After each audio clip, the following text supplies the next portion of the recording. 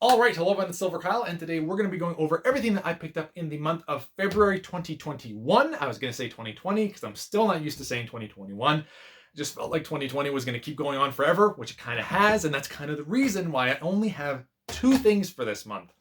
A lot of things were delayed. There was one thing that was supposed to come out, I feel like in fall of last year, and then it got pushed back to February because I think they were adding more to it, which is always a good thing. I'm fine with that, and I kept it at the price, the crazy low price that I'm going to be getting it at. But then I think that now it's going to be coming out in either mid-March or mid-April. Another omnibus was supposed to come out last week, but I'm getting it, I think, tomorrow. And then there was a game that's also delayed that I'm getting later on this week. So I was supposed to get like 5 things this month. I only have 2. But that's the way things are. Next month is going to be stacked. I'm getting a ton of stuff next month. I cannot wait. I'm so excited. But let's talk about what I did pick up. Still very happy with the 2 things that I did get. Let's go with the omnibus first. Because I haven't had a chance to read this yet, but this is The Amazing Spider-Man Volume 2 Omnibus with Stan Lee and John Romita Sr. So happy to have this. This is, I don't like the cover, really. I would much prefer to have the John Romita Sr. Cover of this. Like this image right there, that cover is absolutely beautiful. I would much prefer to have that, but I don't. Because I would have to go with my local comic book store.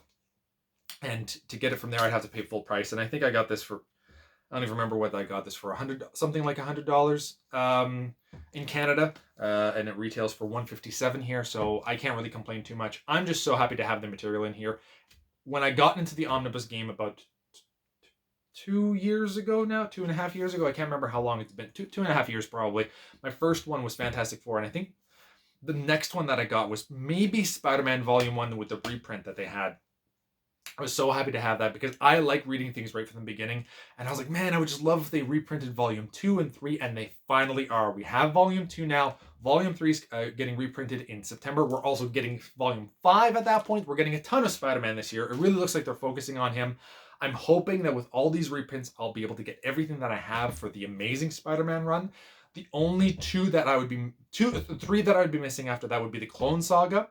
I have the last, there's 4 omnibus from that. I have the last one, the Ben Reilly Volume 2.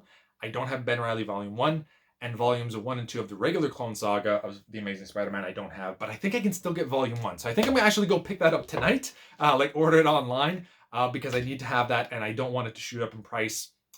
And I don't feel that they're going to be releasing any Clone Saga reprints anytime soon, unfortunately.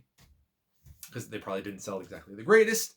But they've shot up in the Volume 2 has shot up drastically in price. So I'm hoping this year it looks like 2021 is going to be, they're going to be finishing up their X-Men that they were been reprint. Marvel's been doing a great job with the reprints. And I really have to thank Omar from Near Mint Condition because of that, because I think that they're actually listening to him and the fans.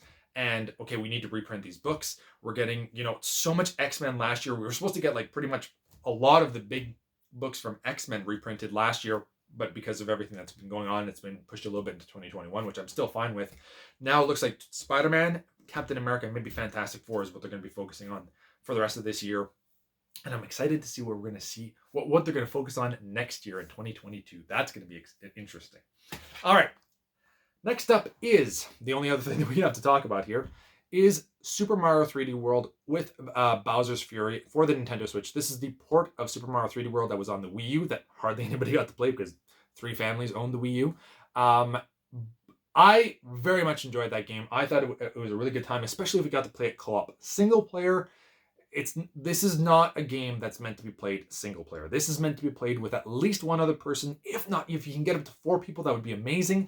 And the big draw for me for this game on the Switch is finally Nintendo has added online features. You can go online and play 2 to 4 players with your friends online. You don't have to be in the same room as them. This is maybe the one nice thing about what's happening in the world because of lockdowns and quarantine and all that Nintendo's like, you can't have couch co-op as easily as you could before, so let's add some online features to games.